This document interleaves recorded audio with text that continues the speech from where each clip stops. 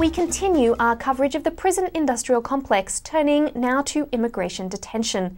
In one of the first major announcements regarding immigration since President Obama came to office, the Immigration and Customs Enforcement Agency, otherwise known as ICE, says it will review the use of 350 local jails, state prisons and private facilities, including more than a dozen in California.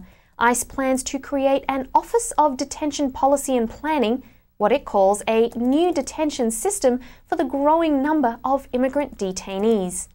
We're joined here in the studio by Aarti Shahani, the lead author of the Justice Strategies report, Local Democracy on ICE. She's also the co-founder of Families for Freedom. Welcome, Aarti. Thanks, Diva. Can you paint us a picture, first of all, for people who might not know, what is it like as a non-citizen to be detained?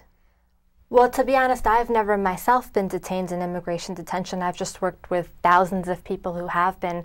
The immigration detention system is really a mind trip in some ways because legally on paper, immigration detention is a civil custody. It's a civil process. And so people think, oh, it's civil, it's going to feel civilian or civil, not punitive, not what you would give to someone who's in criminal custody.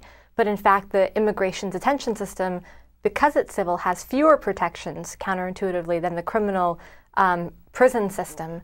Right now we have in this country... But people are in jail.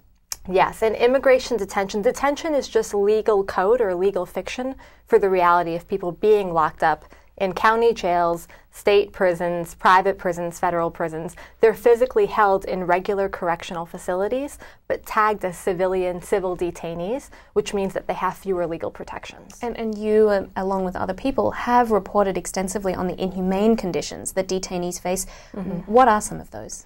Well, in immigration detention, we've had reports of upwards of 100 people dying in civil detainee custody.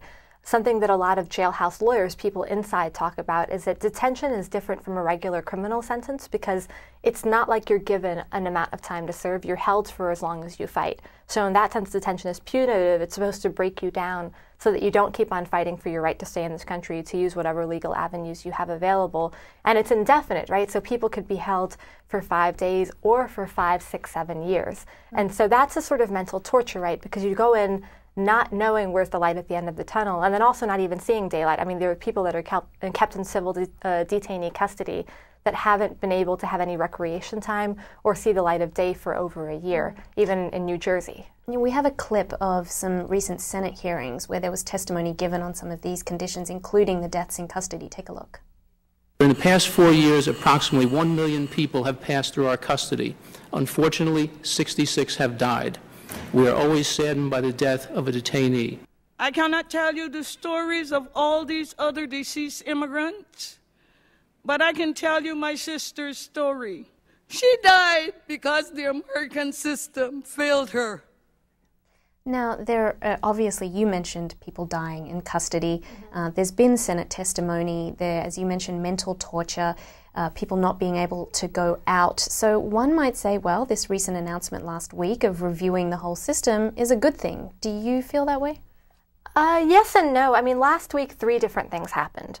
One is the Obama administration announced the closure of the Don Hutto detention center, which is a family detention center. That means that in Don Hutto, which is operated by the Corrections Corporation of America, a huge private prison operator worldwide, Hutto is a place where entire families were kept in jail custody. So you had children, for example, that were locked up behind barbed wire.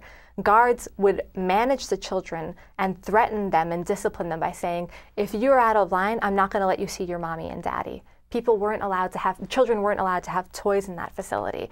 And so you actually had in Texas a group, for example, Texans United for Families, a group operating in Austin as well as in Taylor. You had the ACLU, you had the Women's Refugee Commission working for years to shut down Don Hutto, which was one of the worst of the Bush administration legacy. So last week, Janet Napolitano actually announced the closure of the Hutto facility, which is definitely a victory, though a victory you have to put in perspective. What does it mean to stop the very, very, very worst, but leave the averages basically as the averages. What also happened last week is Obama announced that they were not going to, the administration is not going to actually implement any enforceable detention standards, meaning that people that are prisoners in detention facilities are not going to be able to litigate for their rights inside, to advocate for their rights inside.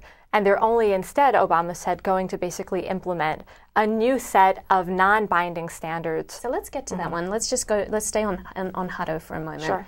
Clearly, as you point out, a victory in a major sense, but does that mean that this country will stop detaining families? Where will people go? No, what happened is that basically the closure of Hutto is essentially 75% reduction in family detention, but the Obama administration hasn't said that they're going to stop all family detention. So there's a facility in Pennsylvania, in Berks, Pennsylvania, that continues to operate. Families will continue to be detained. Admittedly, whereas Bush was talking about growing the family detention system, the Obama administration, because they recognize how unpopular it is, are saying we're not going to grow it and we're going to shut down the place that has the most vibrant organizing against it. That's why they're not closing all facilities.